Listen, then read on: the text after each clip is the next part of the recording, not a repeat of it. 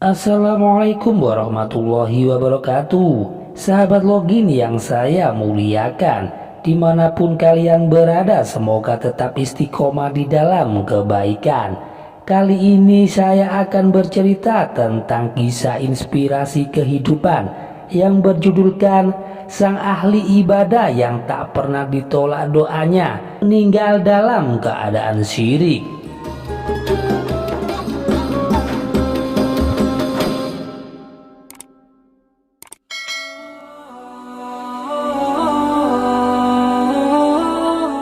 Dia adalah Barsisa Al-Abid. Begitulah orang-orang memberi gelar kepadanya. Al-Abid yaitu artinya ahli ibadah. Predikat itu disematkan kepadanya karena ia memang orang yang sangat tekun dalam beribadah. Bahkan sampai malaikat pun terkagum-kagum atas ibadahnya itu. Ia juga merupakan seorang guru spiritual yang ulung. Konon ia memiliki 60.000 murid yang semuanya berilmu tinggi dan memiliki karomah bisa terbang. Namun di tengah kekaguman para malaikat itu, lantas Allah mengherankannya dengan berkata kepada para malaikatnya, "Apa yang membuatmu begitu terkagum-kagum akan Barsisa? Padahal di dalam pandangan hakikatku, ia tak ubahnya seperti setan yang terkutuk." Malaikat pun tercengang mendengarnya. Mereka mulai menerka-nerka akan takdir apakah yang membuatnya tersungkur ke dalam lembah derajat setan yang hina. Dikisahkan bahwa Barsisa memiliki sebuah karomah. Apabila ia menemui orang yang gila dan kemudian menyentuhnya, maka seketika orang gila tersebut menjadi sembuh. Dan itulah yang terjadi saat itu pada seorang gadis anak raja. Sang putri mengalami gangguan jiwa. Atas perintah dari sang raja, diutuslah pasukan kerajaan untuk membawa sang putri ke padepokan Barsisa di tengah hutan, agar ia memperoleh perawatan rehabilitasi dengan harapan akan mendapatkan kesembuhan. Maka berangkatlah para pasukan dengan membawa putri raja yang sedang sakit jiwa. Sesampainya di sana, setelah mengutarakan maksud dan tujuan dari kedatangannya, para prajurit kerajaan bergegas undur diri untuk kembali ke kerajaan dengan meninggalkan sang putri bersama Barsisa di padepokannya yang berada di tengah hutan. Di saat para punggawa telah meninggalkan mereka berdua, sang putri raja yang masih dalam keadaan gangguan jiwa, dan saat Barsisa hanya ditemaninya di tengah hutan tanpa ada orang selain mereka, iblis pun datang menggodanya. "Wahai Barsisa, tidakkah engkau melihat putri raja itu cukup cantik jelita? Ia begitu menggoda. Tidakkah engkau berpikir untuk sejenak bersenang-senang dengannya? Nikmatilah tubuhnya untuk sekali saja. Lagi pula ia dalam keadaan gangguan jiwa. Sudah tentu ia tidak akan mengetahui apa-apa yang terjadi saat ini. Setelah kesembuhannya nanti, kalian pun juga hanya berdua di hutan belantara ini. Tak akan ada orang yang mengetahuinya. Ayolah, kukira pantas bagimu untuk rehat sejenak dari aktivitas ibadahmu yang melelahkan," pucuk iblis penuh kemesraan. Apes bagi Barsisa karena ia tergoda oleh tipu daya dari iblis yang terkutuk. Ia pun melakukan zina bersama sang putri yang masih dalam keadaan gila. Namun baru saja usai melampiaskan nafsu birahinya, iblis pun kembali merasuk, berbisik menggoda ke dalam relung hati Barsisa. "Duhai celakalah engkau, wahai Barsisa. Cepat atau lambat, perbuatan kejimu terhadap sang putri akan diketahui. Orang-orang utusan kerajaan tidak akan terima akan perbuatanmu kepada anak rajanya. Terlebih engkau sudah terkenal sebagai seorang yang sakti dan ahli beribadah. Jika hal ini diketahui, sontak saja reputasimu akan hancur berantakan. Nama baikmu akan tercemar dan seluruh orang akan mencampakkanmu. Lalu apa yang harus kulakukan?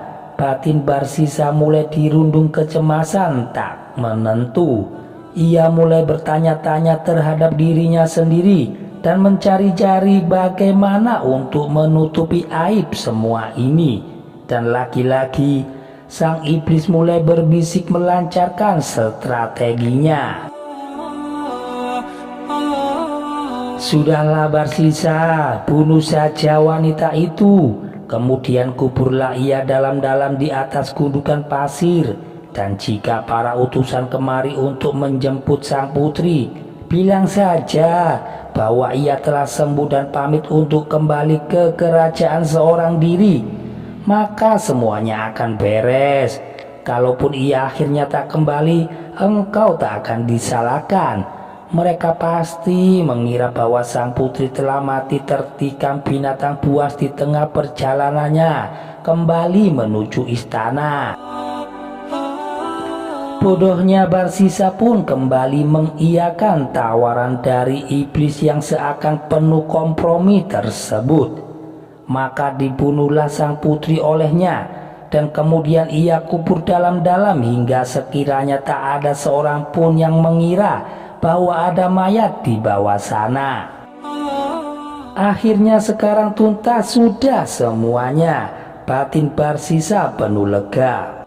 Namun tidak bagi iblis. Setelah ia berhasil membujuk rayu manusia yang terkenal ahli ibadah itu dan bisa menyembuhkan orang gila hanya dengan sentuhan tangannya saja, iblis kemudian menjelma menjadi seorang soleh ahli ibadah yang seakan dapat mengetahui segala sesuatu yang telah terjadi. Ia kemudian masuk ke istana, menemui raja, dan menceritakan apa yang telah terjadi terhadap putrinya dan Barsisa di tengah hutan belantara. Seketika sang raja mengirim utusan untuk menangkap Barsisa di padepokannya, dan tanpa ampun akhirnya Barsisa dihukum salib oleh sang raja. Sungguh gini Barsisa sudah tidak mampu melakukan apa-apa. Barsisa sudah tak berdaya.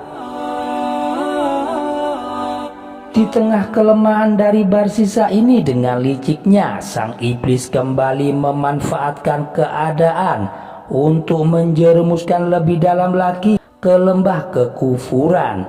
Iblis pun berkata kepada Barsisa dengan penuh rasa iba, "Duhai alangkah malangnya nasibmu ini, engkau sekarang terhukum salib oleh sang raja. Namun janganlah kau hiraukan, sebentar lagi penderitaanmu akan segera berakhir. Aku akan menolongmu. Tapi ada satu syarat yang harus engkau penuhi." "Apakah itu?" "Sungguh akan kulakukan asal engkau mau menyelamatkanku," tanya Barsisa dengan kegirangan. "Sembahlah aku," kata iblis itu. "Bagaimana aku dapat menyembahmu jika tubuhku tersalib oleh kayu?" tanya Barsisa di tengah kondisinya yang semakin layu. "Cukuplah bagimu untuk isyarat saja, entah itu dengan anggukan atau sekedar kedipan mata sebagai ganti sujudmu kepadaku." Maka dengan sisa-sisa tenaga, Barsisa yang mulai melemah pun akhirnya melakukan apa yang diperintahkan oleh iblis itu. Sayang seketika itu ia juga meninggal, dan iblis pun tak menyelamatkannya, sedang ia telah mati dalam keadaan kufur terhadap Allah Subhanahu wa Ta'ala. Sungguh benar-benar Barsisa yang nestapa. Hikmah dari cerita ini yaitu iblis akan tetap menggoda sampai ajal menjemput. Demikian kisah ini bisa saya sampaikan. Semoga kita bisa mengambil hikmah dari kisah tersebut. Jangan lupa untuk like, komen, dan subscribe untuk mendukung channel kami ke depannya. Wassalamualaikum warahmatullahi wabarakatuh.